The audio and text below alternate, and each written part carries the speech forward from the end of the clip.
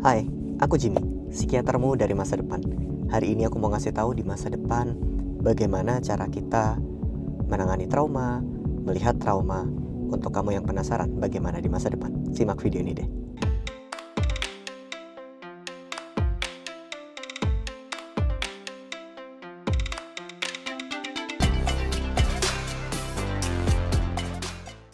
Hai semuanya, perkenalkan nama saya Jimmy Ardian. Saya seorang psikiater dan juga trauma terapis dari Wellspring Indonesia, bukan dari masa depan.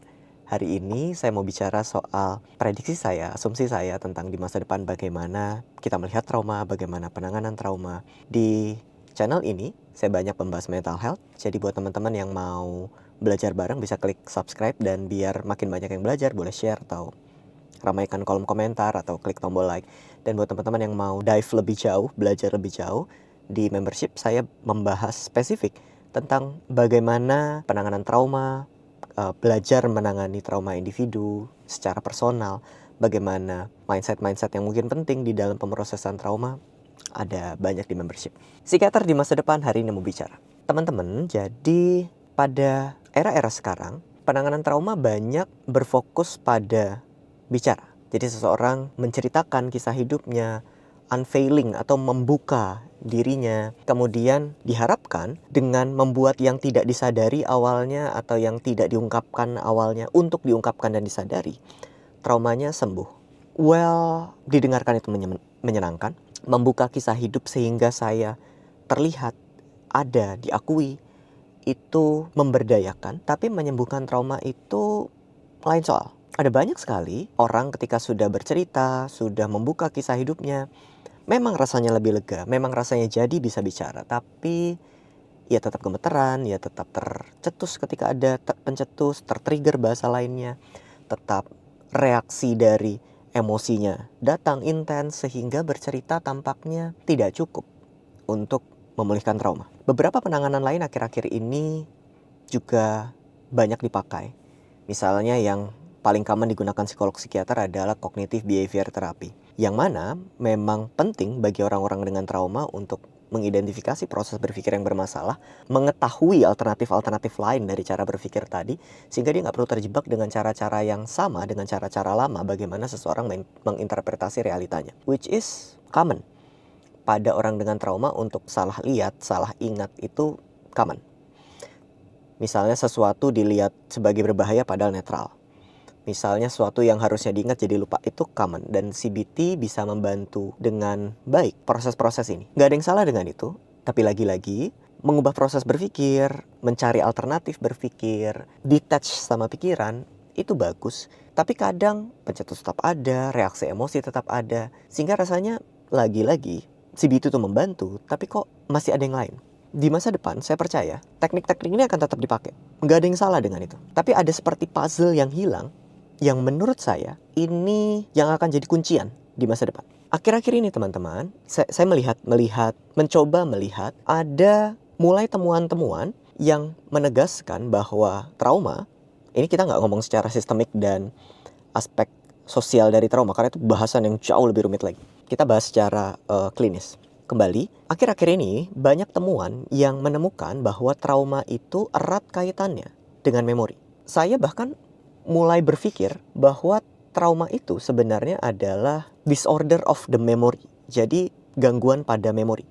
Bukan semata-mata kejadian buruknya. Karena kita bisa ngalamin kejadian buruk, tapi sebagian besar orang tidak terganggu oleh trauma tadi, tapi sebagian kecil orang sangat terganggu oleh trauma tadi. Yang mana pada beberapa konteks bisa dilihat bahwa orang yang terganggu rata-rata terganggu juga memorinya. Entah terganggu memori kerjanya, jadi susah buat mengingat hal-hal yang recent. Entah terganggu dalam memori flashback, jadi tiba-tiba ada kilas balik memori dari masa lalu padahal dia nggak pengen tiba-tiba teringat. Ada terganggu dari nightmare, yaitu memorinya muncul dalam mimpi padahal nggak dia harapkan, mungkin bentuknya metaforik tapi itu bentuk mimpi yang muncul, dan lain sebagainya. Ada temuan lain bahkan di laboratorium ketika seseorang dipaparkan kata-kata yang jelek gitu, kata-kata yang triggering, tapi di satu kelompok diberikan flash gambar yang tidak nyaman, di kelompok lain tidak diberikan gambar yang tidak nyaman.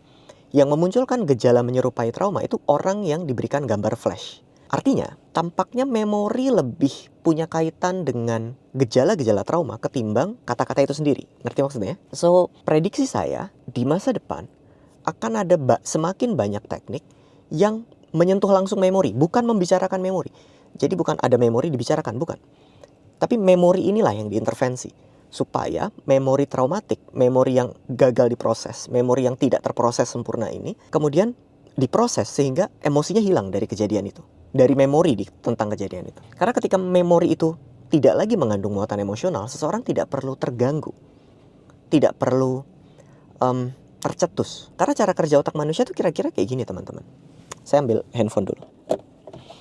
Teman-teman pasti tahu kalau ini handphone. Bagaimana kita mengetahui kalau ini handphone? Cara kerja otak kita adalah bukan semata-mata mata saya melihat, bukan. Tapi otak saya menggunakan memori yang ada di kepala untuk mengidentifikasi ini apa. Jadi mata saya melihat, otak saya di belakang tuh mencari datanya. Dan itu terjadi dengan split second, sangat cepat. Walaupun saya tidak secara sengaja untuk memanggil atau enggak secara sadar memanggil, memori di belakang tuh tetap muncul. Dan gak ada yang salah dengan itu, itulah cara kerja otak. Problemnya kemudian, memori yang terpanggil itu ya suka-suka otak. Dia bisa manggil memori yang nyambung, gak nyambung, nyaman, gak nyaman, memori yang relevan atau udah outdated, ketinggalan zaman. Pokoknya dipanggil.